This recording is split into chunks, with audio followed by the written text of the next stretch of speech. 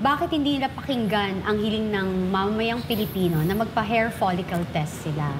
And hindi nila to pwedeng sabihin na this is personal kasi yung lakad ni Lam or ni Liza Marcos is for Manila International Film Festival.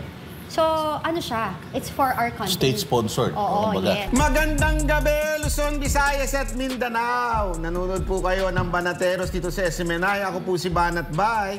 At ako naman po si Coach. Grabe energy mo, ha? Aba, siyempre, Ako si Kati kahapon, inantok eh, no? Malungkot, ano? Ngayon, si Kati, kaya kailangan masigla tayo. Di ba? Tuloy. Sino ka? Hindi, nabanggit ko na. Wala pa. Sino ka? Ako si Coach Oli. At ako naman si Boss Dada. At ako, si Kati Binag. Magandang gabi sa lahat ng mga Banateros na nanonood worldwide. Tayo po ay live na mapapanood sa banateros.com at sa smninews.com, ang mga website ng Banateros at SMNI yan. Meron din po tayong live sa Facebook page ng Banateros, ang SMNI Banateros 2.0.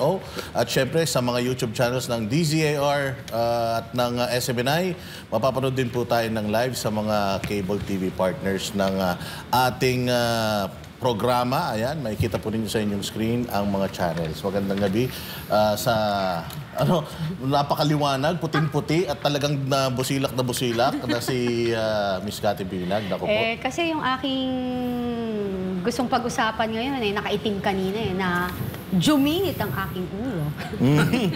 Oo, sabi nga nila, kampon ng kaliwanagan versus kampon ng kadiliman. At mainit na mainit pa rin ang issue ngayon patungkol dito sa, ano ba yan, yung report, yung kumalat sa social media na post ni Rigoberto Tiglao patungkol doon sa pagkakasangkot di umano ng ating unang ginang. Hindi pa nakakapag-comment si Kati Binag tungkol Pero dyan. batiin muna natin yung mga timbakat. Oy, timbakat. Oh. Mga timbakat.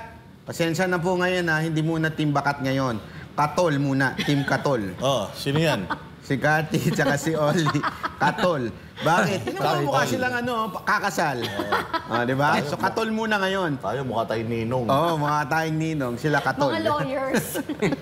Pero bago natin pag-usapan yung sagot, kasi matagal na inaantay actually ng taong bayan. Yeah. Actually, mas excited yung taong bayan sa kung paano iti-twist ng PCO itong issue na ito.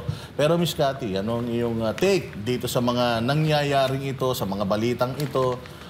Nabasa mo ba yan? Shinare mo ba yan? Ano ba ang iyong take dyan? Well, yung record talagang doon sa coroner's office, yung shinare ko yun. Diba?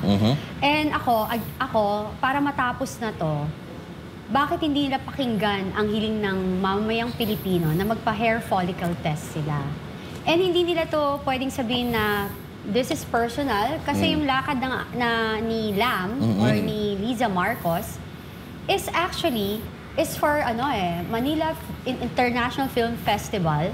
So, it's for our country. State-sponsored. Oo, yes. So, hindi nila pwedeng sabihin na ganon. Second, tigilan natin pagtakpan ito. Kasi kung talagang confident kayo, lalo na ikaw, Claire Castro, na sinasabi mo, na nagsisinungalingan yung mga lumalabas, bakit kahapon di ka sumagot? Knowing you, mabilis kang sumagot. Knowing you, mabilis kang sumagot. Yun lang. Kaya nga mahina klase to si Claire. Yeah. Kasi na-vlog ko na to, Sabado lumabas na agad to Dati na itong balita na to, pero lumabas ulit. No? So, nagbigay tayo ng komentaryo Sabado pa lang. Sabado pa lang.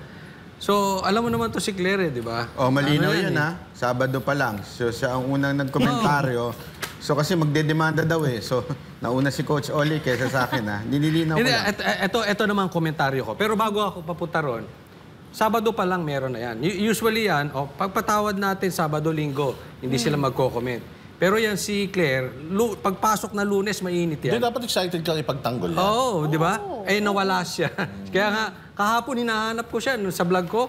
Hinahanap ko siya, Claire, saan ka na? Pinagtatawanan ko pa nga to si Claire. So, ibig sabihin, Mayroon muna silang crisis management. Gumagawa muna sila na, eto tayo O sige, paingayin muna natin. Posible ganito, paingayin muna natin yung bulalo dyan sa Tagaytay. Ito na nga, kinonekta na nga sa war on drugs. Para, di ba, para pinag-ikot-ikot. Pero, daanan ko na rin kasi baka sinabi ni Banat Bay ako na una. Nagbigay lang ako ng komentaryo patungkol doon sa sinabi ni BP Sara. Dahil kay BP Sara, ang sabi ni BP Sara, talaga namang may report yan doon. Yeah. At ang pagkakasabi ni VP Sara dito, kaya nga daw bigla-biglang kinidnap yung tatay niya. Kasi para pagtakpan, naalala nyo, nasa ano tayo niyan Nasa Liwasan Bonifacio tayo niyan, di ba? Yung kainitan niyan. So talagang grabe yung timing nung pagkakakidnap, di umano. At itong pagkamatay nung so sinasabi talaga pagtakpan. Obviously, sinong papaniwalaan nyo?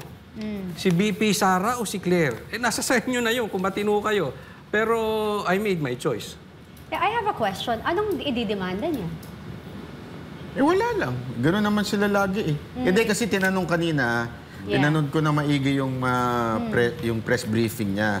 Tinanong sa dulo kung aaksyonan daw ba o ano mang gagawin. Napapanahon na daw na para sa mga naninira. Although ang sinabi naman niya doon, more on doon sa media na naglabas. Yeah, actually, ang pinupuntira niya doon si Bobby Tiglao at saka yung sa bilyonaryo. Yeah. So, ibig sabihin po, baka yun ang inaano nila. Tinatakot nila whatsoever. Hindi ko alam pero alam mo, kanina, may press briefing. Diba? Inisa-isa ko yung argumento ni Aling Claire. Lalabas yun bukas sa vlog ko. Bukas na lang.